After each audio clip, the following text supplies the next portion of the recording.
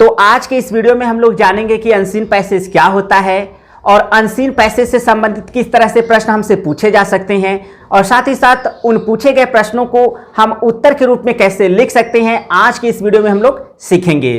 तो hello students, मैं हूं विकास और मैं आप सभी का नॉलेज बीम यूट्यूब चैनल के एक नए वीडियो में पुनः स्वागत करता हूं। तो जैसा कि इंग्लिश का जो क्वेश्चन पेपर होता है उसमें सामान्यतः आपको एक अनसीन पैसेज देखने को मिल जाता है और उस अनसीन पैसेज पर ही आधारित आपको कुछ प्रश्न देखने को मिलते हैं और उन प्रश्नों का आपको उस अनसीन पैसेज के आधार पर उत्तर लिखना होता है। तो अगर आप क्लास 12 के विद्यार्थी हैं तो आपको इंग्लिश के क्वेश्चन पेपर में अनसीन पैसेज से संबंधित 6 नंबर का प्रश्न देखने को मिलेगा और अगर आप 6 नंबर अच्छे से गेट करना चाहते हैं तो अनसीन पैसेज का ये जो मैं सीरीज लेकर आया हूं, पूरे सीरीज को वॉच कीजिएगा। आसानी से आप अनसीन पैसेज से संबंधित जो भी प्रश्न आपको देखने को मिलेंगे आप उनके उत्तर काफी हद तक अच्छे से लिख सकते हैं। तो इस वीडियो के लास्ट में मैं आपको एक अनसीन पैसेज का एग्जाम्पल भी शो करूंगा और उस अनसीन पैसेज में जो क्वेश्चन पूछे गए हैं उनके उत्तर को भी आपको लिखकर स्पष्ट करूंगा ताकि आपको अनसीन पैसेज को लेकर किसी तरह का कोई डाउट ना रहे।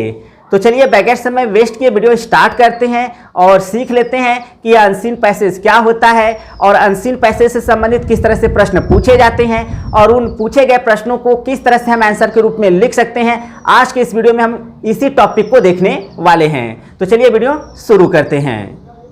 तो स्टूडेंट, जैसा कि देख सकते हैं मैंने इस बोर्ड पर अनसीन पैसेज से संबंधित कुछ इंपॉर्टेंट पॉइंट्स को लिखा हुआ है। तो इन सारे पॉइंट्स को आप एक नोट के रूप में अच्छे से लिख लीजिए क्योंकि आपको ये काफ़ी हेल्प करने वाले हैं।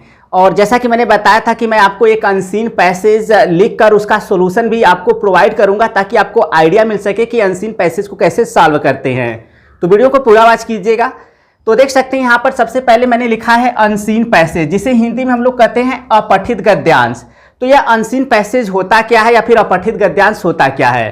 तो ऐसा पैसेज जिसे न तो देखा गया हो या न तो पढ़ा गया हो, ऐसे पैसेज को हम लोग अपठित गद्यांश या फिर अनसीन पैसेज कहते हैं। तो ऐसा पैसेज जिसे न तो पहले आप देखे हो न तो पहले आप पढ़े हो, तो ऐसे पैसेज को आप अनसीन पैसेज कहते हैं या फिर अपठित गद्यांश कहते हैं। तो यह तो बात हो गई कि अनसीन पैसेज होता क्या है। इसके बाद देखिए मैंने लिखा है how to solve an unseen passage, अर्थात एक अपठित गद्यांश को कैसे हल करें। तो यह काफ़ी इंपॉर्टेंट है क्योंकि बहुत सारे स्टूडेंट्स अनसीन पैसेज को अच्छे से सॉल्व नहीं कर पाते हैं। तो यहाँ पर मैंने कुछ पॉइंट्स लिखा हुआ है, उन्हें अच्छे से आप समझ लीजिएगा और हो सके तो नोट्स के रूप में लिख भी लीजिएगा। इसी वजह से मैंने पहले से यहाँ पर लिख दिया है ताकि आप अच्छे से नोट्स के रूप में लिख सकें।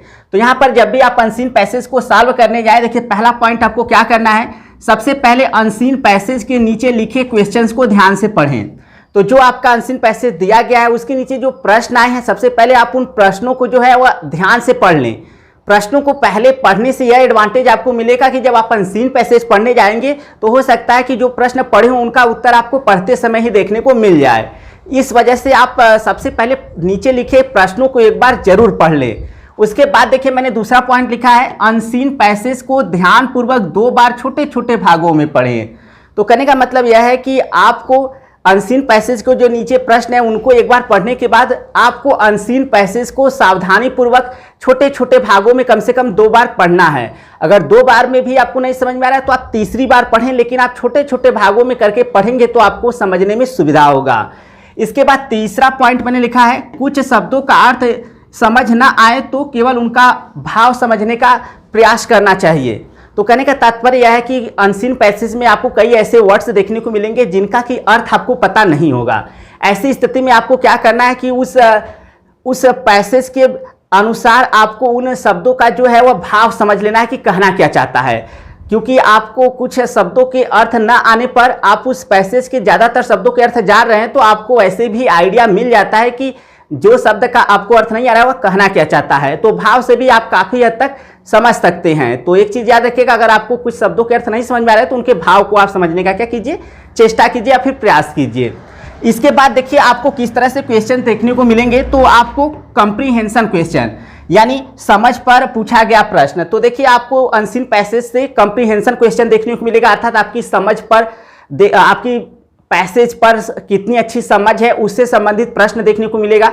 तो देखिए मैंने इसमें लिखा है दिए गए पैसेज पर प्रश्न पूछा जाएगा जिनका उत्तर पैसेज में से तलाश कर लिखना होता है। तो कंप्रीहेंशन जो क्वेश्चन पूछा जाएगा उसमें आपको क्या होगा कि आपको जो प्रश्न पूछा जाएगा कॉम्प्रिहेंशन टाइप का जो रहेगा, आपके समझ पे जो आधारित रहेगा, आपको कॉम्प्रिहेंशन क्वेश्चंस का जो उत्तर है उसी पैसेज में से तलाश करके लिखना होगा, अर्थात खोज कर लिखना होता है।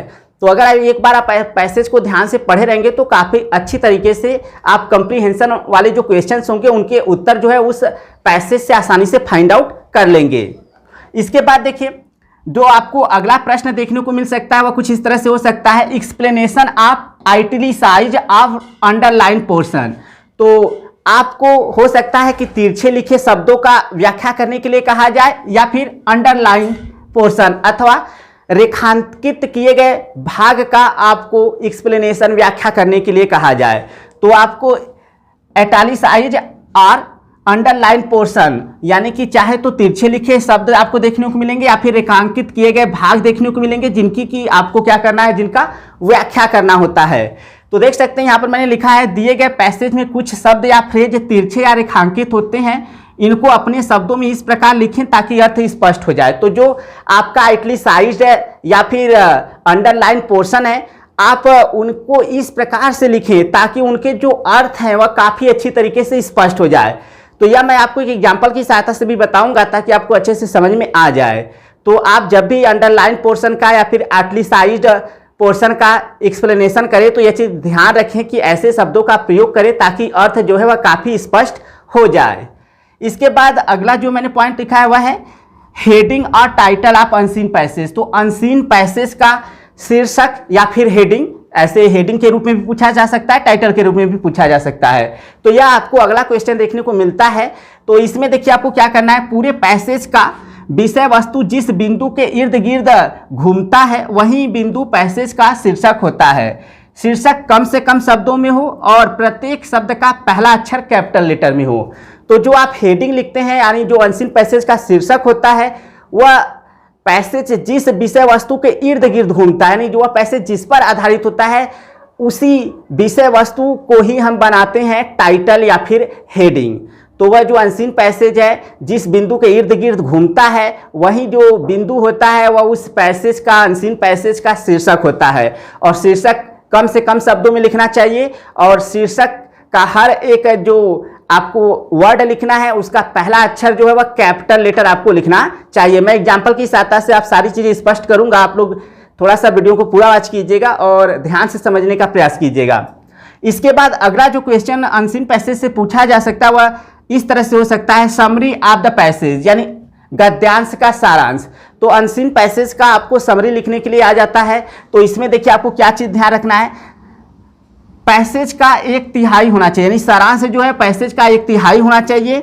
इसमें पैसेज की केवल सारी महत्वपूर्ण बातें होती हैं। तो कहने का मतलब है जब भी आप अनसीन पैसेज का समरी लिखें, आप एक चीज़ ध्यान रखिएगा कि जो अनसीन पैसेज है उसका 1/3 भाग ही समरी के रूप में लिखा जाता है और आपको उस पैसेज की जो भी महत्वपूर्ण बातें हैं केवल उन्हीं बातों को लिखा जाता है। तो सारांश में 1/3 भाग ही लिखना होता है, अर्थात अगर आपका जो पैसेज दिया है वह 150 शब्दों में है तो आपको हमेशा ही समरी 50 शब्दों में लिखना चाहिए, अर्थात 1/3 भाग ही लिखना चाहिए। और 1/3 भाग में सारे पैसेज की जो महत्वपूर्ण बातें होती हैं उन्हीं को आपको लिखना चाहिए।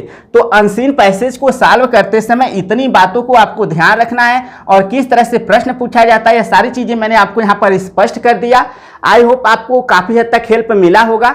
इसके बाद मैं एक अनसीन पैसेज का यहाँ पर एक एग्जाम्पल लिखता हूँ, अर्थात एक अनसीन पैसेज लिखता हूँ और उस अनसीन पैसेज में कुछ क्वेश्चंस होंगे जो कि कुछ इसी तरह के होंगे और उनको कैसे उत्तर के रूप में हम सॉल्व करेंगे। चलिए हम लोग एक एग्जाम्पल के माध्यम से समझते हैं और सीखते हैं।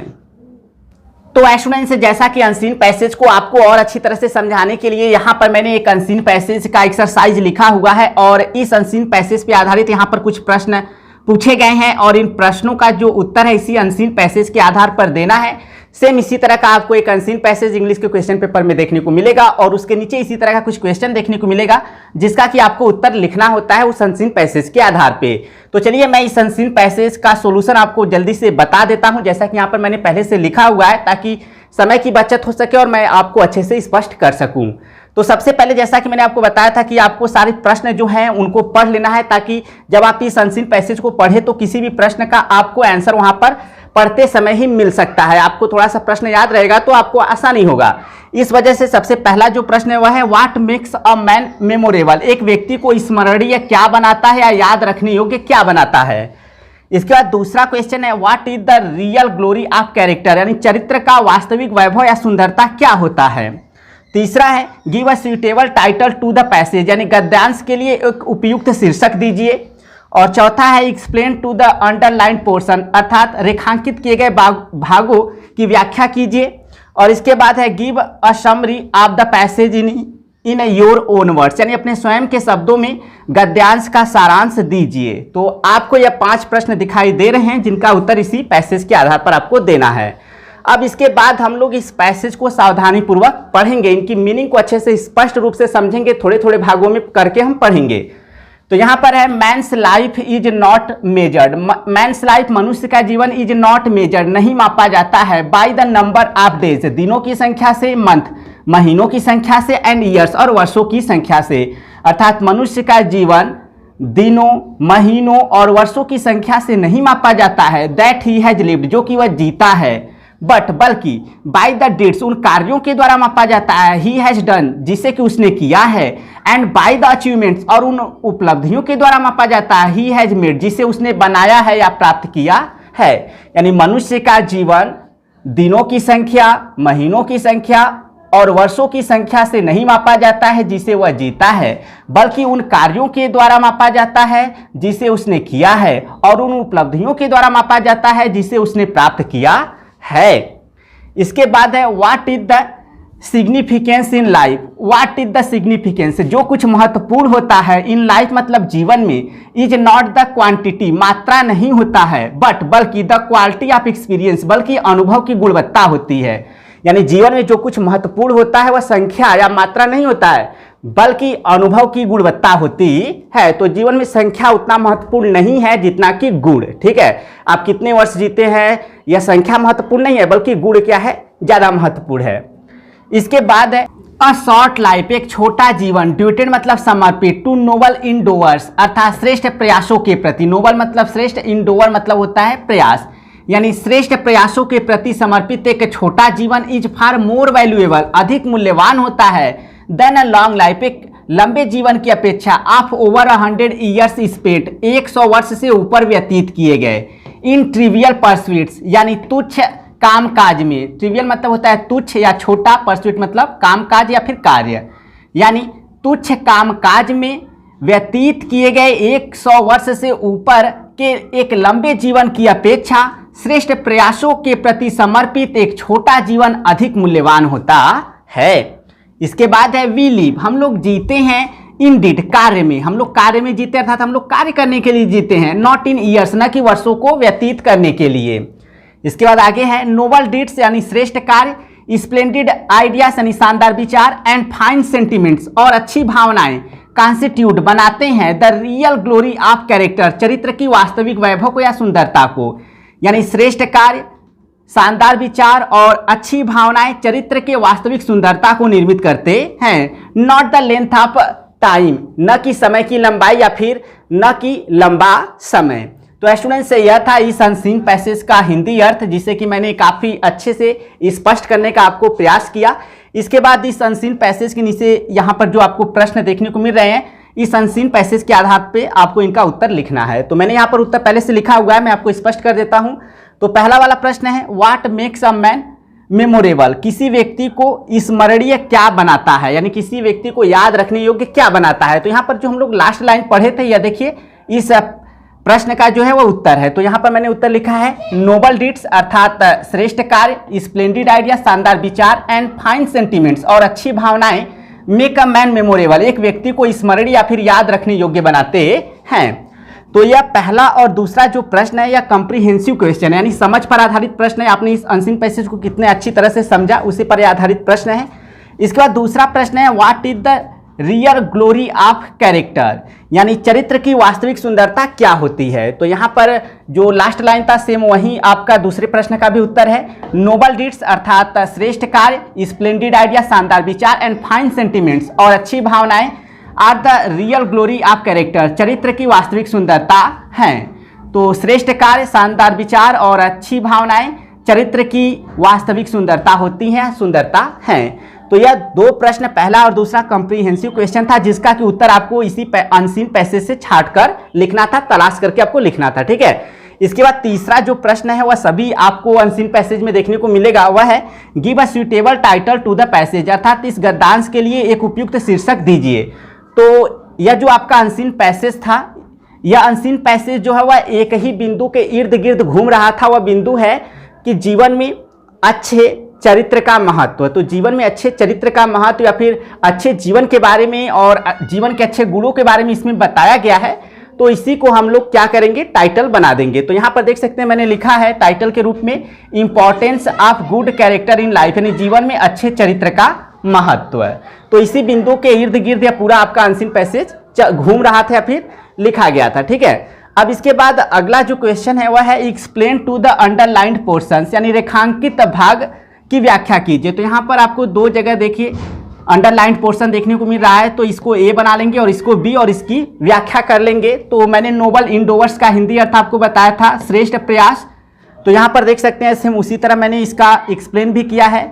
गुड डीड्स यानी अच्छे कार्य, एंड परफॉर्मेंस और प्रदर्शन इन लाइफ मतलब जीवन, यानी जीवन में अच्छे कार्य और प्रदर्शन। तो जब आप प्रयास करेंगे तो जाहिर सी बात है श्रेष्ठ प्रयास किस लिए करेंगे, अच्छे कार्य के लिए और प्रदर्शन के लिए जीवन में। तो यही सब आपको लिखना है, यानी यही वर्ड्स आपको लिखना है, good deeds and performance in life, यानी जीवन में अच्छे कार्य और प्रदर्शन। इसके बाद दूसरा जो यहाँ अंडरलाइन पोर्शन है, इसके लिए मैंने अर्थ बताया था तुच्छ कार्य, यानी छोटे कार्य, साधारण कार्य। तो यहाँ पर देख सकते हैं सेम वैसा ही मैंने लिखा है ऑर्डिनरी वर्क, यानी साधारण कार्य। चाहो तो आप थोड़ा बढ़ा भी सकते हो, like earning bread and butter, यानी रोजी रोटी कमाने की तरह ऑर्डिनरी वर्क, साधारण कार्य, ठीक है। इसके बाद अगला जो प्रश्न है वह है give a summary of the passage in your own words, यानी अपने स्वयं के शब्दों में इस गद्यांश का सारांश लिखिए। तो मैंने सारांश लिखने के लिए आपको बताया था कि आप जब भी सारांश लिखें अनसीन पैसेज का 1/3 लिखें, अर्थात अगर 90 वर्ड्स में आपका अनसीन पैसेज है तो आपको 30 शब्दों में सारांश लिखना है और आपको उन्हीं शब्दों को शामिल करना है जो कि इस अनसीन पैसेज में इंपॉर्टेंट है। तो इस अनसीन पैसेज में जो बातें महत्वपूर्ण हैं उन्हीं को आपको सारांश में लिखना है। तो इसमें लग रहा है कि अच्छे जीवन को ज़्यादा महत्व दिया गया है और लंबा जीवन की अपेक्षा छोटा जीवन ज़्यादा उपयोगी होता है। अगर आप उस छोटे जीवन में अच्छे कार्य करते हैं और लंबे जीवन को आप जीते हैं लेकिन कोई अच्छे कार्य नहीं करते हैं तो उसकी अपेक्षा छोटा जीवन श्रेष्ठ माना जाएगा, ऐसा कुछ बताया हुआ है। तो हम देखिए यहाँ पर मैंने लिखा है समरी, सारांश। The measurement of life is done, यानी जीवन का माप किया जाता है बाय वंस डिड्स, यानी किसी के कार्य से, and not by long life, न कि लंबे जीवन से, यानी किसी के जीवन की माप उसके कार्यों से किया जाता है न कि उसके लंबे जीवन से, ठीक है। Many person who got short life, बहुत सारे व्यक्ति जो छोटा जीवन प्राप्त किए, डिड नोबल डीड्स, अच्छे कार्यों को किए, सो दियर लाइफ, इसलिए उनका जीवन इज बेटर, अधिक अच्छा होता है, देन दोज, उन लोगों की अपेक्षा, who spent 100 years of life, जो कि 100 वर्ष जीवन का व्यतीत करते हैं in doing only ordinary works, केवल साधारण कार्यों को करने में। तो देख सकते हैं यहाँ पर मैंने काफ़ी सिंपल वर्ड्स में समरी भी लिखा। तो आई होप स्टूडेंट्स आप लोग को यह अनसीन पैसेज अच्छे से समझ में आ गया होगा। तो मैं अनसीन पैसेज का सीरीज स्टार्ट कर रहा हूँ, आपको जो भी इंपॉर्टेंट पैसेज रहेंगे अनसीन पैसेज उनको मैं सॉल्व करके आपको बता दूंगा ताकि आप अच्छे से बोर्ड एग्जाम के लिए तैयारी कर सके। तो मुझे कमेंट करके बताइएगा कि यह वीडियो अनसीन पैसेज का आपको कैसा लगा। अच्छा लगा तो कमेंट करिएगा और लाइक जरूर कीजिएगा, इससे काफ़ी मोटिवेशन मिलता है आप लोगों के लिए डेली वीडियो प्रोड्यूस करने के लिए। तो अनसीन पैसेज का यह जो वीडियो था यह काफ़ी इंपॉर्टेंट है क्लास 9th के स्टूडेंट्स के लिए, क्लास 10th के स्टूडेंट्स के लिए, क्लास 11th के स्टूडेंट्स के लिए और क्लास 12 के स्टूडेंट्स के लिए, क्योंकि सभी के इंग्लिश के क्वेश्चन पेपर में यह क्वेश्चन होता है। इस वजह से आप लोग इस वीडियो को ज़्यादा से ज़्यादा शेयर कीजिएगा उन सारे स्टूडेंट्स को जिनके लिए वीडियो यूजफुल हो सकता है। और प्लीज़ वीडियो अच्छा लगा हो तो लाइक करना मत भूलिएगा, क्योंकि इससे काफ़ी मोटिवेशन मिलता है। और यदि आप क्लास 12 के विद्यार्थी हैं तो हमारे चैनल के प्लेलिस्ट में जाइए, आपको इंग्लिश का पूरा प्रिपरेशन देखने को मिल जाएगा बोर्ड एग्जाम 2021 के लिए। और अगर आप हमारे मोबाइल एप्लीकेशन, जिसका लिंक मैंने इस वीडियो के डिस्क्रिप्शन में दिया हुआ है, आप वहाँ प्ले स्टोर से जाकर उसे इंस्टॉल कर सकते हैं, आपके बोर्ड एग्जाम में काफ़ी हेल्प करेगा। तो इस वीडियो में फिलहाल इतना ही, मिलते हैं नेक्स्ट वीडियो में। तब तक के लिए thank you so much for watching this video.